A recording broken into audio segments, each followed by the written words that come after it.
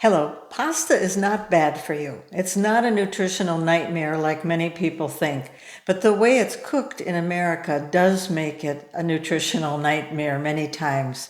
And so I'm going to give you 5 tips of how Italians in Italy, my friends and my family in Italy, prepare pasta that make it a very nutritious dish, a healthy dish, and something that you can really enjoy. Before I get into the 5 tips, I want to first back up just for a moment and talk about what it is that causes people to be so frightened about pasta, that it's a refined carb, and all of these things that make it unappealing in some ways to many people. And that one thing is called the glycemic index. What is the glycemic index? It's an index of how quickly a food gets digested in your system once you consume it. And pasta, if it is not cooked properly and prepared properly, has a very high glycemic index. So what is that? That's a measure of how quickly it digests and becomes glucose in the blood, and glucose is sugar, and why diabetics are told not to eat pasta. And many people are told stay away from pasta. So the glycemic index is something, when it's high, it can turn a very good food into a nutrition nightmare. When it's low, it has a slow release of this glucose, which is sugar, into your bloodstream, and it doesn't cause spikes to your bloodstream and doesn't cause you to have a sugar crash and to not ever be filled up after eating pasta. So there are 5 ways that you can make sure that you're getting great tasting pasta that you can enjoy that's not causing havoc with your metabolism as well. So let's go into those 5. And the first one is to buy a good box of pasta. And I'm assuming that you're probably using box pasta, which is a dry pasta, very, very common in the south of Italy, where the wheat is very hard and it has a higher protein content. So there are many different types and different brands of pasta on the market. And most people think they're all the same or pretty much the same, but there is a difference. If you look for a brand, and I'll put a couple of links below. I'm not associated with any pasta company, but a couple of links below that will give you some information on 2 brands of pasta that I would recommend that have a good glycemic index when you're cooking it properly. And these are companies that have been around and really dedicated to good pasta making. Now, there's all kinds of pasta on the market today. There's pasta made with chickpeas and pasta made with black beans and pasta made with spinach and many other things.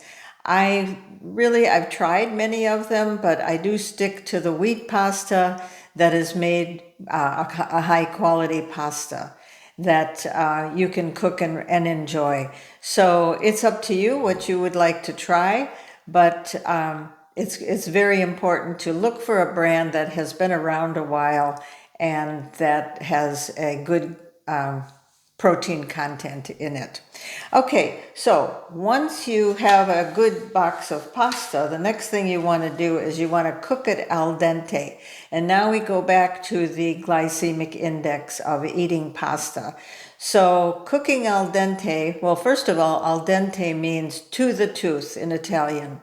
And this is the only way that Italians in Italy really love to eat pasta, al dente. Some people would say it tastes almost undone, unfinished, not cooked enough. And if you're used to like white, overcooked pasta, could probably be the case. But cooking al dente is very important because that's the thing that's going to is going to leave the fiber in the pasta, and yet you're not going to overcook it. So what I recommend is when look at the box of pasta, and if it says recommended to cook 9 minutes until finished, start checking it at 7 minutes, maybe even 6 minutes. And you can do this by just taking a strand of pasta or rigatoni, whatever you're cooking, and taste it. And if it has too much of a bite to it when you chew down on it and it feels hard, a little hard yet, then it still needs to cook. But when it's almost done is the time that you will want to take the pasta out of finish cooking the pasta. The other thing that you can do is you can take one piece out and cut it. Cut a piece of pasta and take a look. There should be like a white ring around the pasta, and that is just the unfinished part of the pasta that causes the al dente piece of what you're looking for. So by not overcooking the pasta, you are, if we go back to the glycemic index, you're making sure that you're not going to get a glucose or sugar rush from the pasta because there's still fiber left in it and it's not overcooked. So the al dente is really very, very key and critical. And sometimes with Italian cooking, it's more about technique than it is about a recipe. And I know a lot of people complain that, they're trying to follow a recipe and they're not getting the right result. Well, some of it is technique. And that is one technique that is really very important, is that making sure the al dente part is accomplished. The next part, which is also technique that most people don't know about or don't know, is saving the water. The water part of the pasta as you are boiling it is the liquid gold, something that you will probably need to use at the end of finishing your pasta, which we will get to. But one thing that is important not to do, and that is to take your pan of pasta and bring it to the sink and dump the pasta in a colander and lose all the water, let all the liquid gold go down the drain. And then I've seen some people take cold water and wash the pasta. I guess the reason behind that is to stop the cooking. So you're much better off, if you want to drain the pasta, don't rinse it, and reserve about a cup of that liquid gold, that pasta water, because that's important at the end, and we'll get there in just a minute. So that's something that you definitely want to do, save that water. The next thing is infuse flavors, infuse other ingredients to your pasta. So what you want to do is take your pasta, and what I do is I just pull it out of the pan, and there's even some water left on it. I don't drain my pasta at all. I pull it out of the pan with a pair of tongs or a little sieve, and I put it in a frying pan that's been prepared with some good olive oil and some garlic. I chop the garlic real small. Some people put garlic in the oil, then they take it out so that you don't actually eat the garlic. As a nutritionist, I like to eat the garlic because that's where the nutrition is. It's inside the bulb.